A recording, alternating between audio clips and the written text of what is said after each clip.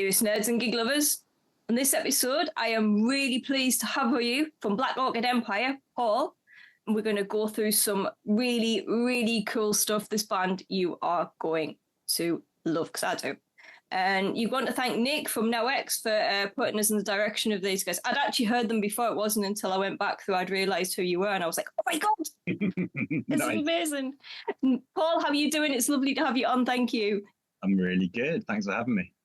Good. You've been a busy person. You've just come off tour, haven't you?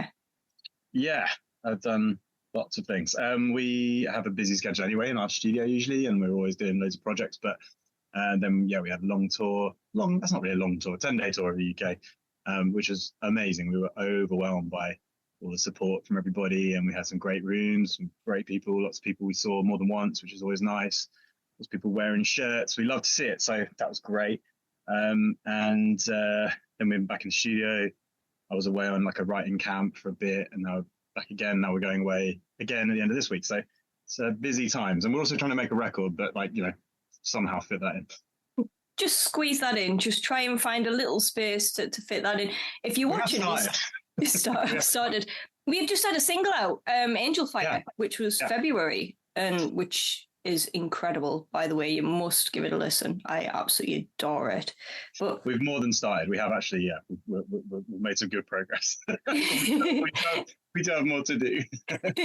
The thing is, though, it's an organic thing, isn't it, writing an album? It starts, then something gets in the way, then a tour, then something else drops in, and then you get some writing time in the studio, and then you end up on another side quest. It's like playing a video game. You end up on side quest before you end up finishing the main thing. 100%. I mean,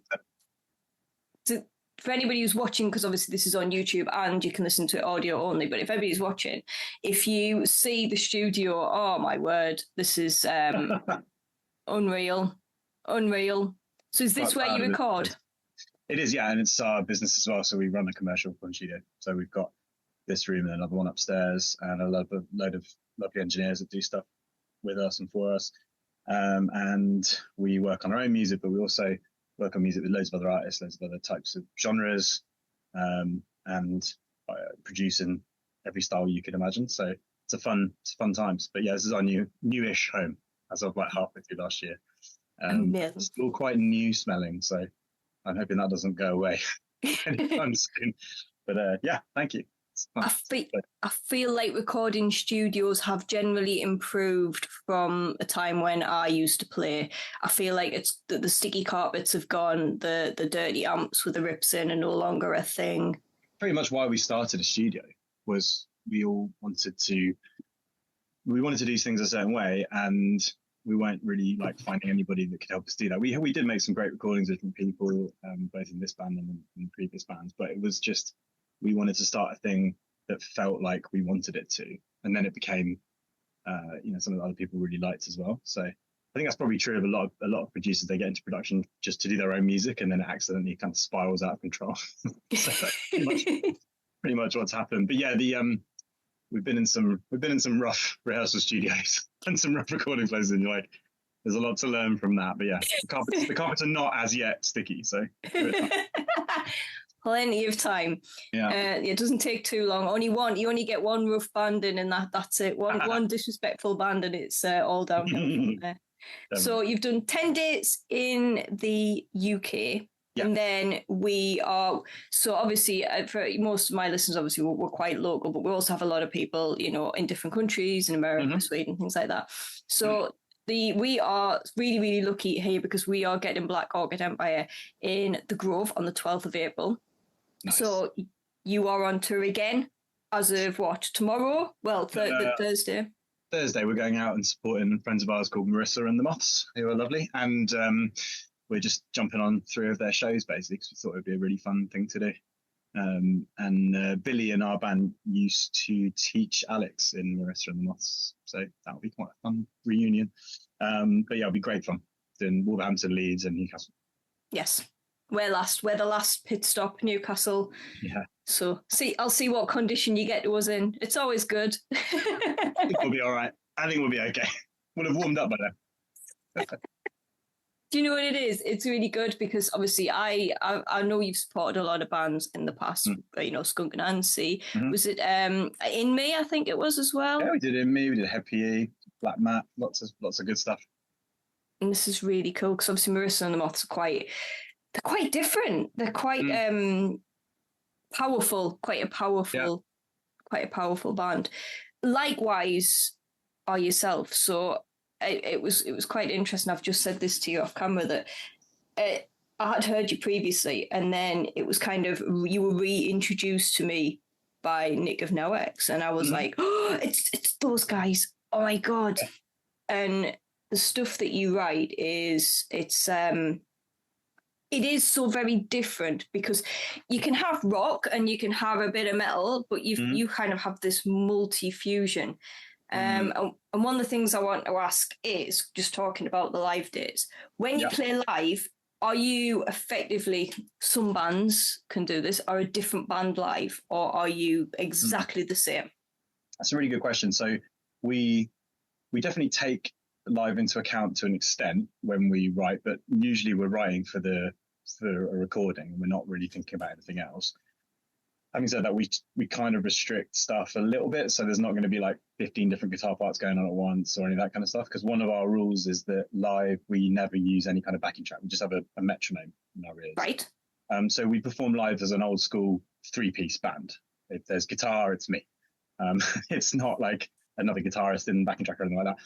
And that's just, so that means that sometimes you're a bit more limited in what you can do compared to a record. We're not going to have like production layers and stuff going on that you might put on a record. But so I think what that does is it just means you're forced to depend on the song being a good song. It's got to have good melody and it's got to have good harmonic structure and it's got to have good groove. And then you can kind of play that lots of different ways and it's going to work. I feel like as soon as you're relying on the production elements in a rock song, then you're shifting away. You're in kind of a different genre there. You're more like an electronic music really with guitars. And there's nothing wrong with that. I love it, but it's not what we do. We're very much like it needs to be played on one guitar, one bass and a drum kit and 2 vocals. But within that, we try and be as inventive as we can. And I think it's almost like live is like a theatre and CD is like movie. You know what I mean? So you're allowed a bit more leeway on the recording. But we've always tried to keep it quite raw live. That is going to be something I will be really excited to hear, because your albums they're quite technical. And they are, you can tell there's that producer element to them, and there is layers and stuff that you could just bring in a backing track to put on. I mean, I'm just going to reference Semaphore here, the beginning track, Marisa. You could have that, you know, you could, there's so much you could do with it and make it a big theatrical. We've done that as like an intro track. So like when we were touring that record, we just had that playing before we started playing. So that's like a different thing. But yeah, in terms of layering stuff in, because there are some moments, especially on Semaphore, for example, there's quite a bit going on elsewhere. But yeah, I think it's kind of interesting challenge to not have that and still try and make it all work. So we have to play things a little bit differently sometimes and simplify them slightly sometimes without compromising anything. So it's just a rethink basically. But hopefully the essence of the music is exactly the same and it's just presented in a slightly different way. But I like that, because I think that makes a band worth seeing, because if you are going to get exactly what you get on CD, yeah, it's true. What's the point? You know, reminds us of when I saw Mortis, the first time I ever saw Mortis. If you know who I'm talking about, he's very heavy live, a lot more industrial metal, isn't it? Yeah. Yes, a lot more industrial and synthy on record, very more metal live, and that makes the difference of going to see and feel that difference in what you experience. I've got nothing against the band who want to replicate exactly what they do in the studio live. I just feel like sometimes that's done actually at the expense of something quite interesting that can happen. And I like listening to bands like Tool and then seeing that live and seeing how that evolves when they record in a very live way, so it kind of is the other way around, but they find really inventive ways of using bits of electronic percussion and stuff with the drums to create different sounds. I think that's really, really interesting. And I also love the feel of a 3-piece band, or sometimes it's a 4-piece, but with a separate singer. So there's just like one guitar, one bass, drums. It's a very like pure kind of thing when you get it right. And if you think about some like Skunk, for example, they do that so well. I know they've got other things going on. They've got keys and bits and bobs, but the core of their music is that. And like Rage, those kind of bands, there's something so powerful about that when it's tight and it's well written. It can be really fun. That you've just hit the nail on the head. It's like that whole raw but clean but tight. That if you get it right and it's just spot on, like that first time I ever saw Rage Against the Machine, and it was like, oh, what is like, yeah, and they're not playing complicated stuff. They're just playing it very well.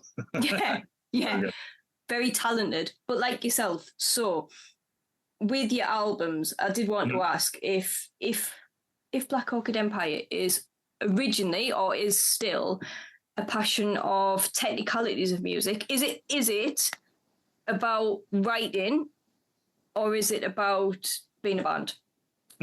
If you get my question, it's quite. I mean, is it about being a band for the sake of being in a band? Correct. No, definitely not, because the band exists from us all being in an older band together with some other people. And then when that kind of fell over, starting a project where we just did exactly what we wanted to do. So there's never been any pressure from anybody to do it. I mean, it's much easier not to be in a band. For anyone that's wondering, it's quite a lot of like effort and work. So I can't imagine, there must happen, but I can't imagine anyone thinking, I want to be in a band, so I've got to write some music. Shit, okay. This is more like we wrote a bunch of music and that ended up being the band. So it's always been that way around. And the way we write is very much like a collaborative process, and we just do whatever we feel like doing, and then we'll figure out how to turn that into a live thing at a later point.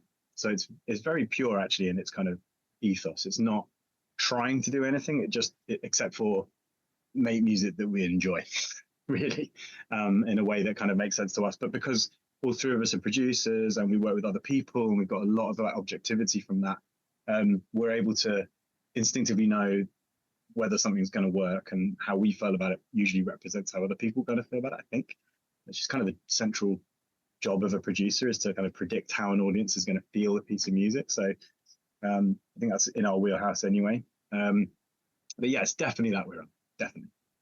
And it kind of shows, it's the way I wanted to ask it, because there are bands for band's sake. There are bands that are purely exist for playing live, and what they write is written. Yep. But this just has this. It feels like art. It feels so much more like art and a love of music. And I can almost see like the twiddling going on in the studio, and we'll rejig that, rather than if you look back at some of the older metal bands and some of the old rock bands where it was like, right, let's all just in a studio and let's just do that, and that's that smashed out, and that's it, it's recorded. I mean, we call it riff farming. So you get a riff and then you like refine it over time. So the first iteration is very rarely what ends up with your thing, and be like, great, but this can repeat, and it can have another evolution when it repeats, and then we need to bring something back here. And so we're very conscious of that. We're very consciously refining and developing everything all the time, right from the beginning. So it's very rare that an idea just gets done and then like left. That doesn't normally happen. Very occasionally. But sometimes it's like, oh, I've got that, I'll move that here, and oh, I had that from It's all a big puzzle. But also we're quite prolific, and not just for ourselves, but like I've been part of the songwriting process for 350 songs in the last year or something. So it's not an unfamiliar process for us. We're constantly working on music. So it happens to be our music, and that means that the kind of methodology behind it is the same, but the ethos is different. But it doesn't change the core thing. You're still really doing the same process. So it just happens to be our process. It's yours rather than somebody else's. Yeah, which exactly. I'm going to jump on just quickly and tell us if I talk over you. This happens a lot on my. I tend to jump in. I get an idea and I've just got to go for it. So I'm sorry. You can feel free to go. No, I'm talking. Gold Crush. This was something I mentioned on. I know I've mentioned it a few times, but this is something I mentioned on Nick. That's you. Well, it's us. So our partnership between the three of us and Hugh Goldsmith, and it's our production company, which works with all different kinds of artists and different kinds of genres with different labels, and Hugh brings the benefit of decades of all sorts of A&R and executive roles, as well as publishing, and he's just like knows a song when he hears a song, and together we work on lots and lots of projects. So that's what Gold Crush is. It's a production entity, really, but it involves quite a few people. Yeah.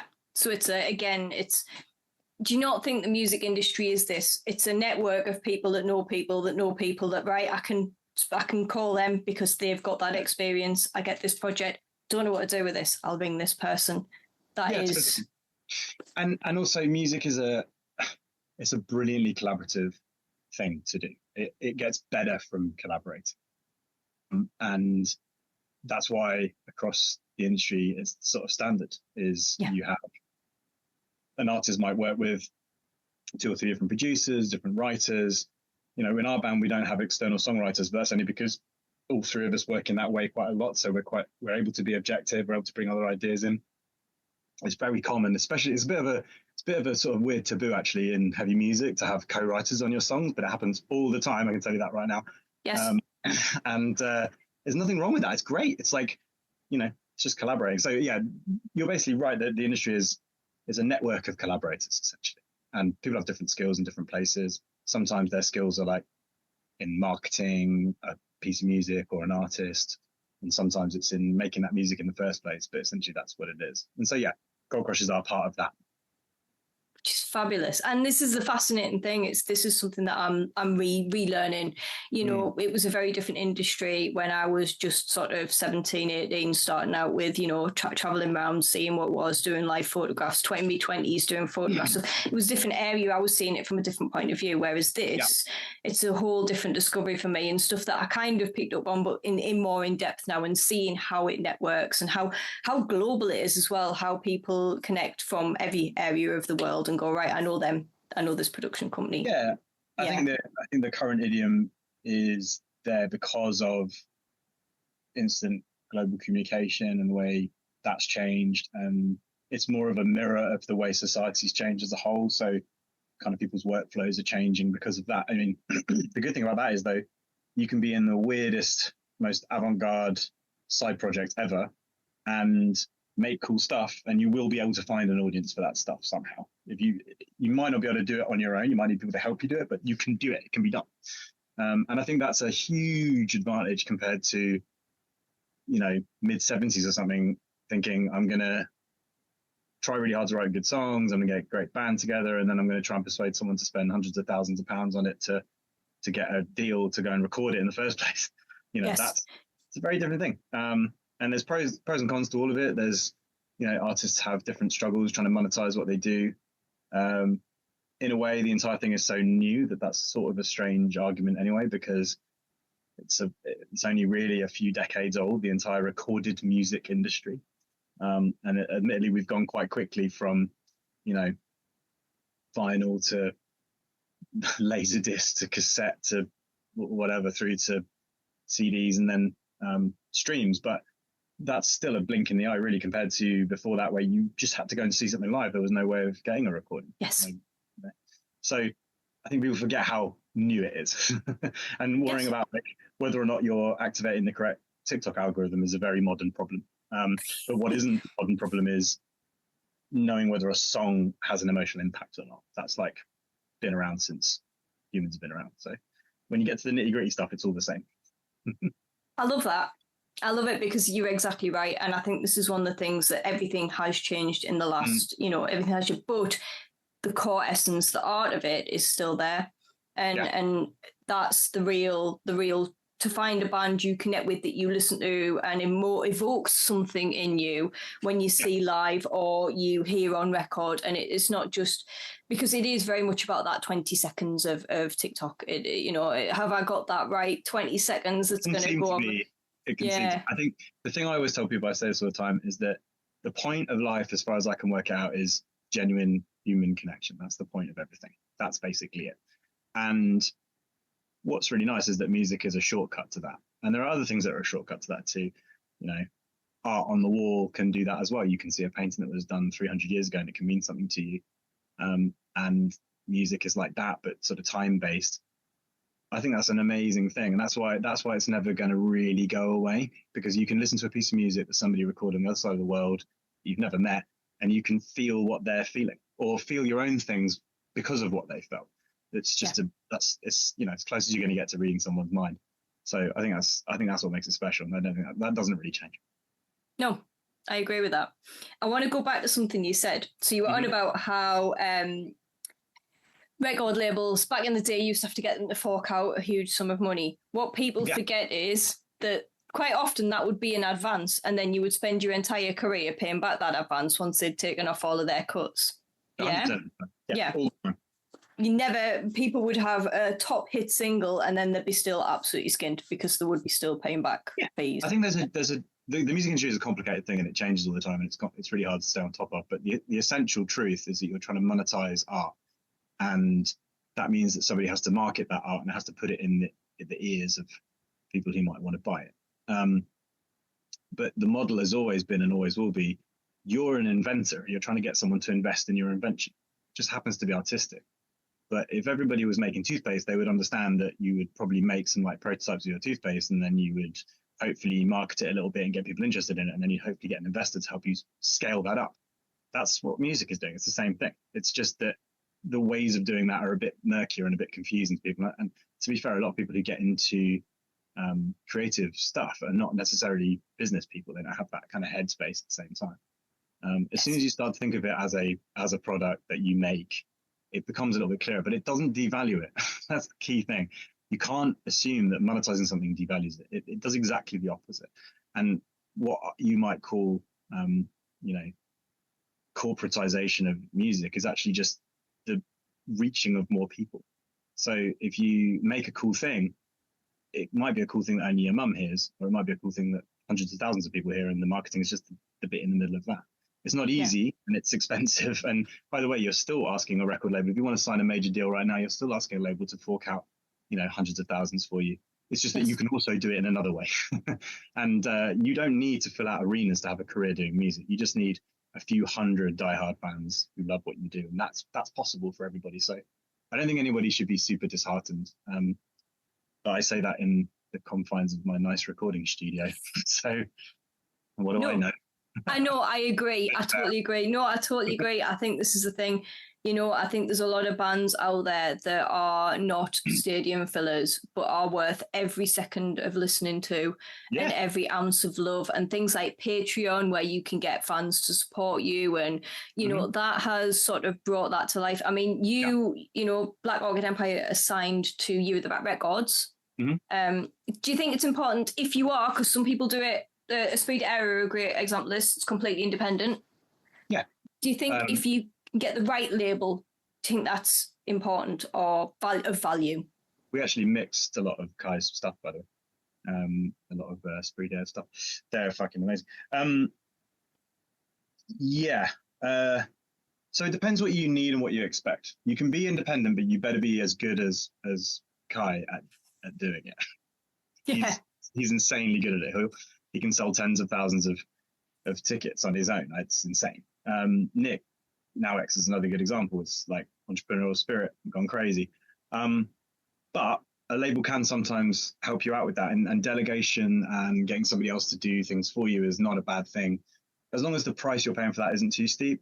And more importantly, as long as you're genuinely getting someone who's really passionate about what you do and really can help. So we've had both sides of this. We've had fantastic experiences with the labels.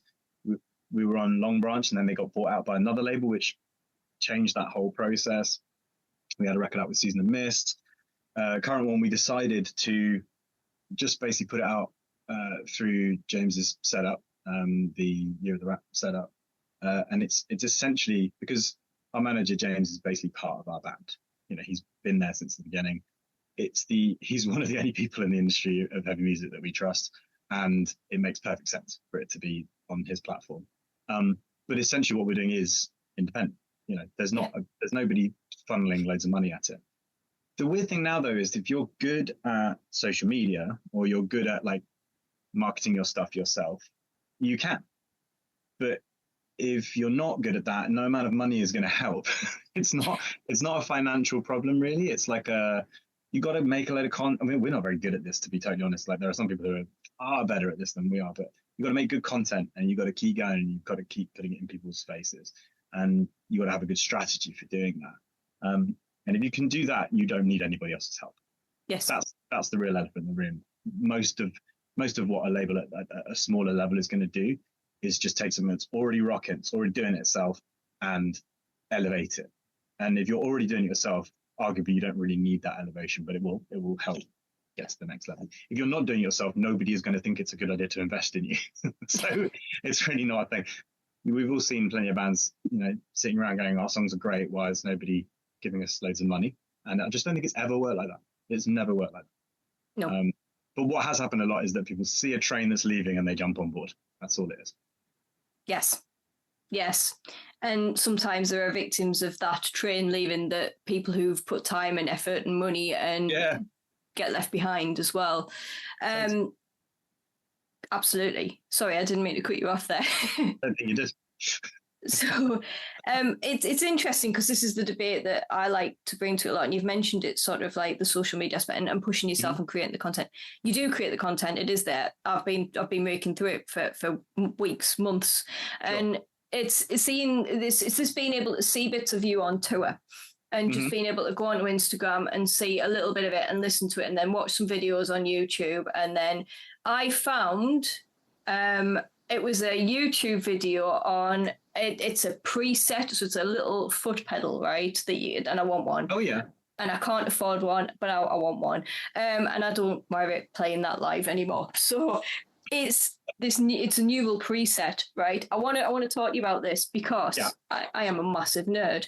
And when I was watching the video, you'd created some presets that I think you'd put onto it, and one of them was called Octavius Prime. Yeah. We can't help but make stupid puns all the time. That's our problem. Yeah. Octavius Prime, you massive strat. Crunch Bunch. Spill of Van Halen. Split of Van Halen, yeah. Split of Van Halen, yes, that's my spelling. Ham Solo. Paul, Ham Solo. I quite like that one. That's not, to be totally fair, what they're named live, because it'd be too distracting. Well, I think Dave's bass ones are called Vegan, which is the very basic one, and then like Salt, Beef. I think that's how it goes. He obviously doesn't find that distracting. I would find that, I can't see it on stage. That's fine.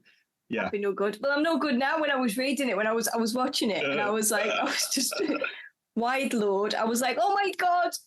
We also, a few years ago, we started doing a bunch of stuff for TV when we first started our studio business. So we do quite a lot of music for shows like MasterChef on TV. And one of the things we decided to do was make every single cue we did a food-based pun. So they're all cool shit, like Pamela Anderson and Chili con Carne. And there's like hundreds of them. I love it.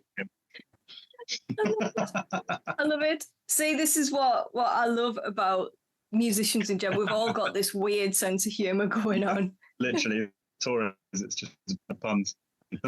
Going off the back of that, having a preset called Ham Solo, I want to know what your nerdy passions are.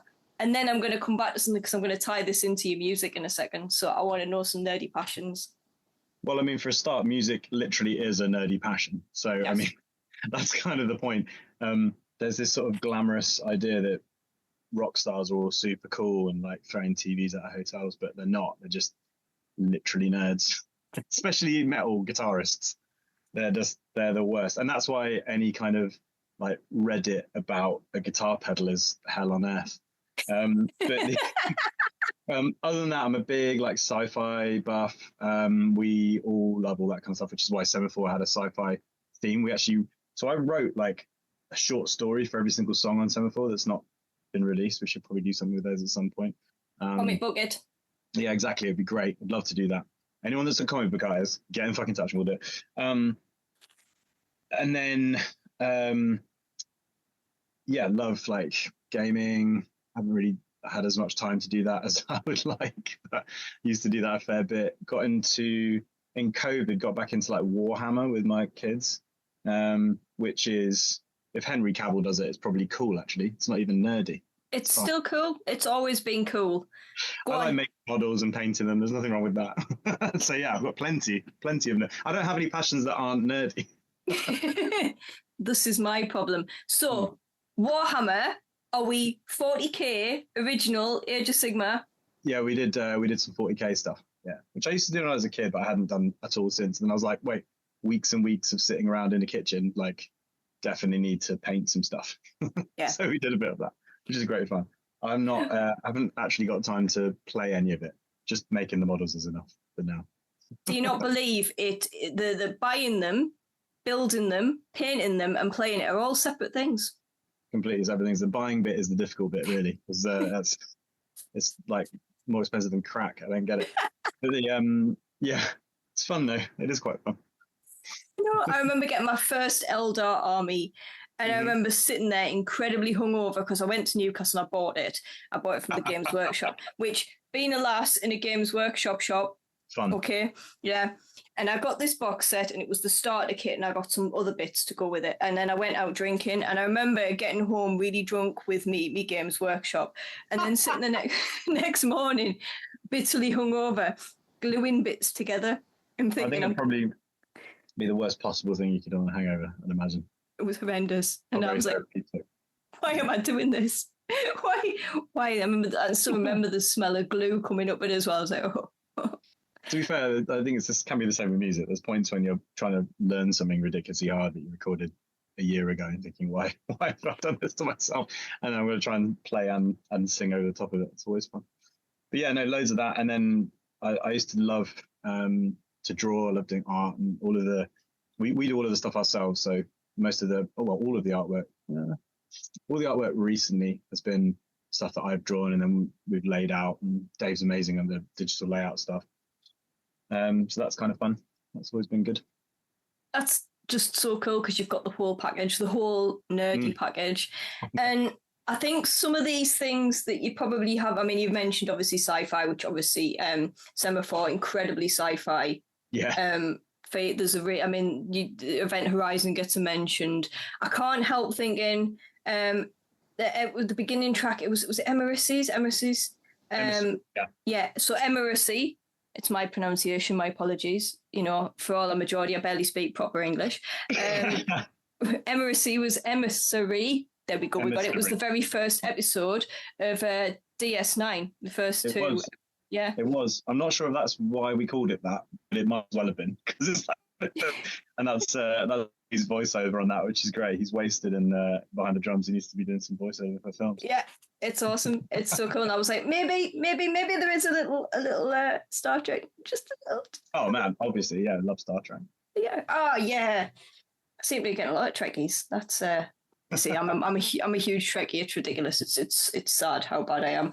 And then Archetype, really different album, very tool based, very technical, lots of really cool riffs, quite heavy, but also that good rock kind of feel. So that's really different. But each album seems to have like a nerdy theme going through it without even you sort of advertising it. There's like this one, I mean, this t-shirt as well, like, is very sort of like got that vibe, that whole geometric kind of, which sums up the album when you listen to it as well. It's got that really arty vibe. Yeah. Is there some themes that I'm missing? And like, no, I mean, so Archetype and Yugen are not concept records. They're just collections of songs that we put together. Although obviously all the songs have got different kind of themes going on. I'm sure we're influenced by all of that kind of stuff. It was not until Semaphore that we started to get right into the kind of concept thing. So we had that's like a sci-fi concept. Tempest is like a historical fiction concept, so hi-fi, which hi-fi, which is really fun because we got into just different pockets of kind of bits of historical fact, and then rewrote them and changed them and imagine what it would be like if things had gone differently, or just imagine what it would be like to put yourself in the situation of that. So that kind of gives a lot of freedom. And because we write lyrics, what we have done for those records very collaboratively, it means everyone can pitch in because we've all got common concept. It's not like one person has to write all the lyrics, and where everyone has to just sort of sit around and wait for them to do it. There's nothing wrong with that, but it does. I don't think I could deal with being that bottleneck if I've also, because I'm involved in the guitar playing, vocals, the recording, the production, the mixing. If I also had to write all the lyrics on my own, I think that'd be too much. So it's really good that the guys can be involved in that, and the concepts really help. And then we're doing so for our next as yet untitled record. It's like a mythology theme, so it's going to look at loads of different myths. So feel free to send in ideas. anyone who's like, can you do one about werewolves? Yeah, sure. Why not? Lycanthrope. Yeah, exactly. So I think that'll be really fun because we can just. I mean, we've got quite a few tunes done on that record, and they feel really cool. And they're like just exploring different interesting mythology. Angel Fire is about UFO mythology and the idea that somebody really wants to be like abducted, which is kind of creepy and cool. And I think almost all our songs are first person, so you're putting yourself inside that situation, which I think is kind of interesting. But yeah, it gives us artistic license to talk about crazy stuff, which is great. It never gets boring. No, it doesn't, and it really does shine when you listen to it. Like I got the historical stuff, the Raven, and but each album sounds different as well. It's almost like we said before, you can have a band that sounds the same over and over and over again. It's the same. Each album has this different vibe, this different feel, and it changes, but is still organically you. It's still the band, and you can still hear that, but there's something new each time. And some of the videos are really creative and arty, and just it's a whole, as Thorne would have said, it's a whole vibe. It's a whole vibe. The videos we can't take credit for as much because it's mostly coming from the insane imagination of our friend Alina, who just makes crazy shit and is amazing at it. It's an important thing, and for us, like, the visual aspect is still super important. Videos are one thing where being independent or being a band on a smaller label, it can be really challenging because the budget is not there. And I remember coming up with like MTV and Kerrang and seeing videos that were like Metallica on top of a mountain with a helicopter around, and budgets for videos like $2 million. Yeah. Now you like 500 quid if you're lucky. So you got to be more creative. But on the other hand, it's so much easier than it ever has been to make a video. I mean, we've got camera rigs at the studio which are better than what would have been used in like a movie a few decades ago, in the beginning of the digital era anyway. So it's pretty cool that you can do that. That's another thing that's really nice about making stuff now, is that the gear and the technology is there and it's affordable, compared to literally having to spend millions, which is insane. Yes. Yeah. So yeah, we were so blown away by those videos when we got them. We're just like, what on earth is happening here? It's so good. They are so cool. They are so cool. This is one of the things that sort of, when I started to sort of deep dive into the band and sort of really get into it, just bought me more, as an artist myself. You start to get this art with it. And I think for most people who love music, that's what it's about. It's about the art and the love and the skill. And, everybody seems to have these multi-channel art with them. It's like, and I mentioned Priest on every single one of my podcasts, but they're the same. They everything is done, they reach out, they do the same, but a lot of it is produced and recorded and directed in one little circular thing, because that's how it is now. You've got to have, and the funding isn't there. It's just not, but that almost makes it good again. It's like the old school of like the first music videos originally, then before it started ramping up, and just bits of videos in a studio or bits of somebody singing, and that is good. It's art, and such a bigger platform for it now, like you said beforehand. I mean, you've said you've got a new album coming out that you're working on. What next? You've got an album, you've just finished a tour, you are working loads of different areas. What next? Because I love the fact that you've said to us it's a whole group thing. It's not just you. It's not just one person, because that works. One person works, but also having that whole group thing. Yeah. Well, in terms of for the band, we've got a couple of festivals that are coming up as well, so they're going to be cool. Stay out for we're doing Uprising in Leicester at the end of May, which will be wicked, and stay tuned for some other announcements and stuff. But there's really the focus, I think, for the rest of this year is going to be on making this album as good as it can possibly be. And when you're in charge of your own timeline, there's no excuse for cutting corners and for not making it incredible. So we will work really hard to do that. In terms of when that actually comes out, I don't know at this point, but yeah, that's going to be the next big milestone, and then we'll obviously be touring to support that, and love to do more touring later in the year. We'll just see how that kind of pans out.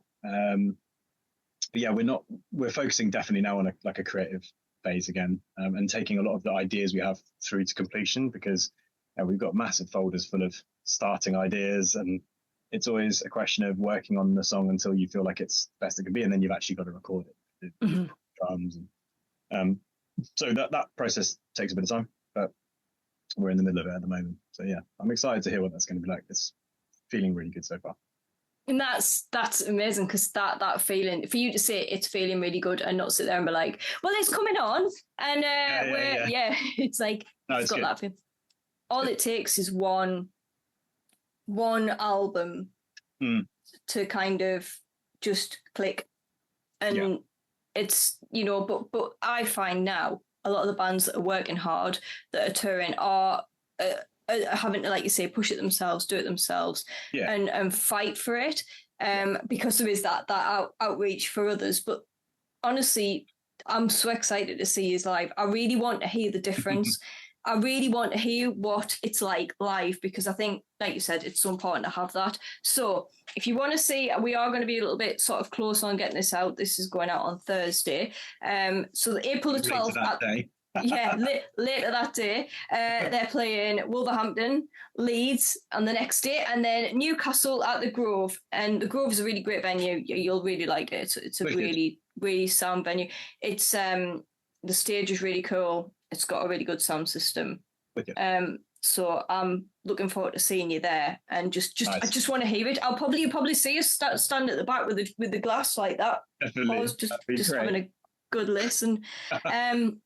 Last thing, everybody gets this, and it can go down really bad for me sometimes. I always ask if there's anything you want to ask me, and this can be literally anything. It can be, I'll give you an open, honest answer. I've had challenges, I've eaten fire, I've eaten biscuits with Nick, I've ended up in a mosh pit, I've now got to do a photo shoot with Thorn. Anything you want to ask at all. I won't give you like a challenge. That seems mean. Okay, when was the last I'll ask you a question. When was the last time you heard a piece of music that you hadn't heard before that made you feel differently about life? That is a really good one.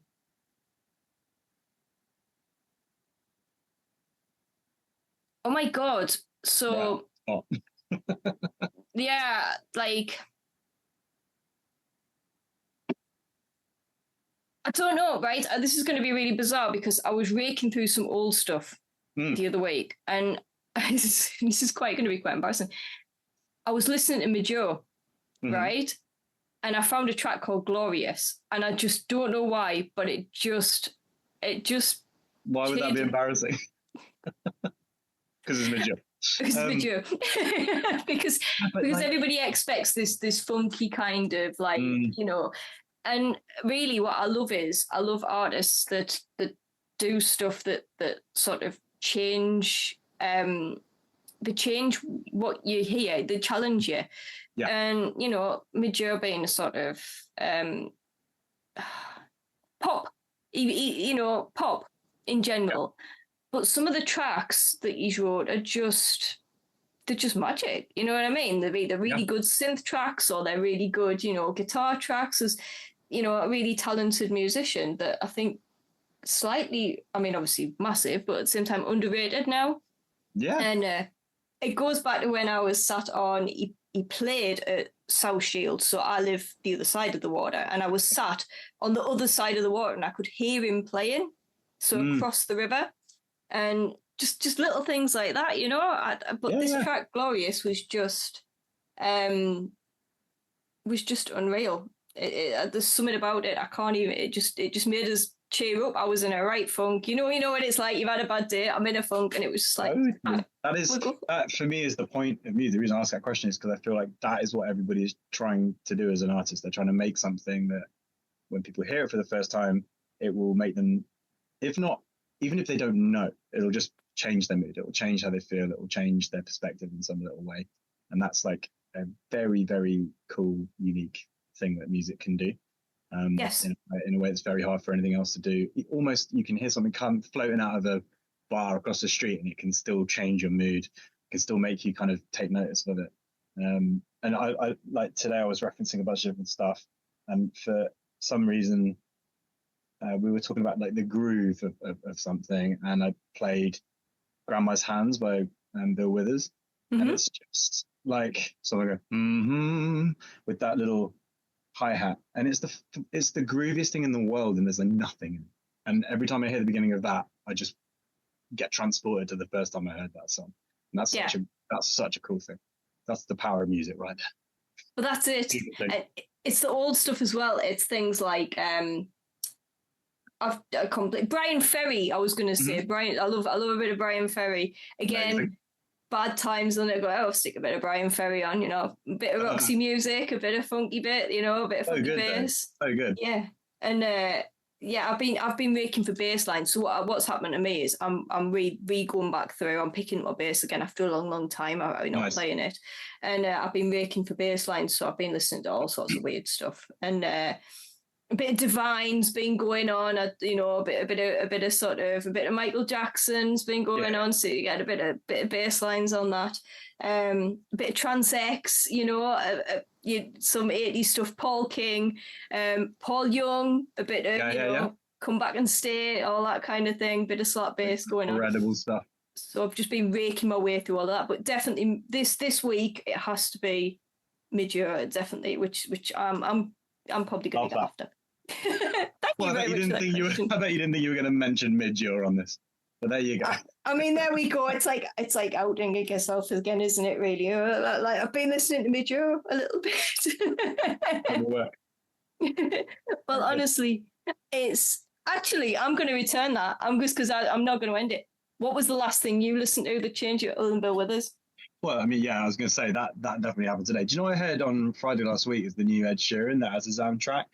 And I don't care how like anti-pop you want to be, and there's a lot of that in the metal world. Everyone, they're so now because everyone's kind of listens to loads of stuff and it's kind of normalized. But definitely when I was a kid, it was like if you liked like Slipknot, you couldn't possibly like pop. There was no way that was happening. Yeah. But now we live in a world where like Sleep Token is massive, so whatever.